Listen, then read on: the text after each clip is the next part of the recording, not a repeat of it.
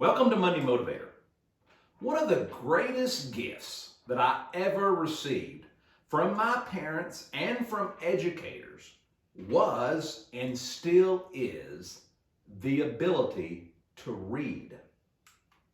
Unfortunately, most of us rarely maximize this wonderful gift once we finish our formal education. We typically read to survive versus reading to thrive. And as I mentioned a few Monday motivators ago, we can change our story. In short, we can go from not being a big reader to actually being a big reader.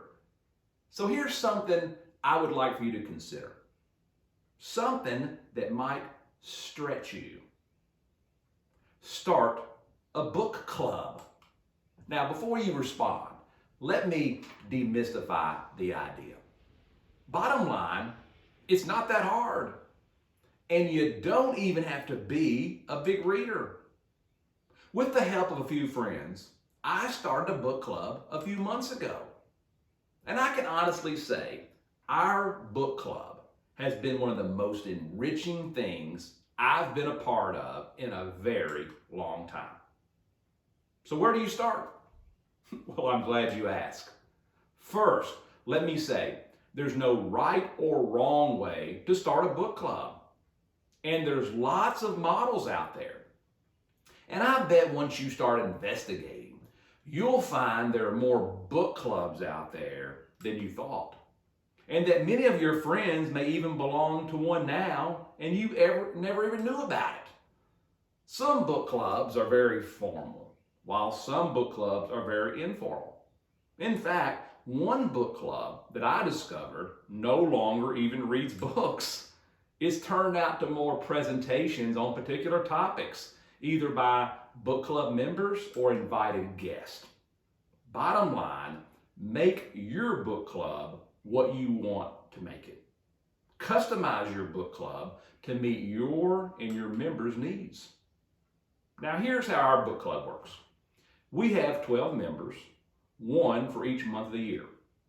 We meet once a month, either by Zoom or in person. Each member is responsible for a particular month where that member suggests the book everyone will read for that month and where we will meet to discuss that book. Now our meetings are Monday nights from 7:30 p.m. to 9:30 p.m. We start with pizza, some form of food and drink, some socialization, and then discussion of the book. The person that suggested the book usually starts out with why he suggested the book, the major lessons learned from that book, and then facilitates a discussion among the other 11 members. Our goal is equal participation, with no member dominating. The benefits of a book club are amazing. Number one, the fellowship.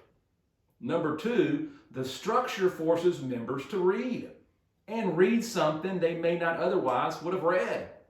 Number three, reading is obviously good for the brain. Number four, the topics force members to really think. Number five, our book club is a safe and confidential environment where members can speak freely. So how do you get started? Again, I'm glad you asked. First, identify 11 other potential members.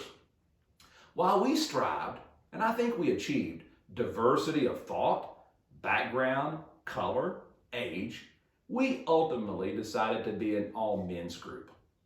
Again, make your book club your book club. Here's what we found, and I bet you're going to find. The people you ask to consider being a part of your book club will tell you they've always thought about being a part of something like this. And the structure is perhaps what they've been looking for. And most people you ask are more than likely looking for the fellowship your book club could offer.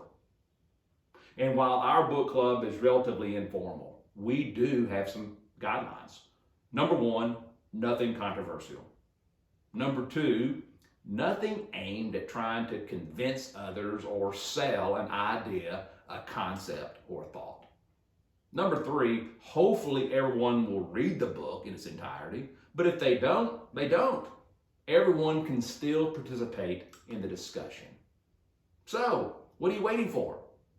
Find 11 friends and make the call. You'll be glad you made the call, and they'll be thrilled you asked. One last idea. Repost today's Monday Motivator and ask your Facebook friends how many would be interested in joining me in a book club. Have a great week. Happy reading, and I'll see you next Monday.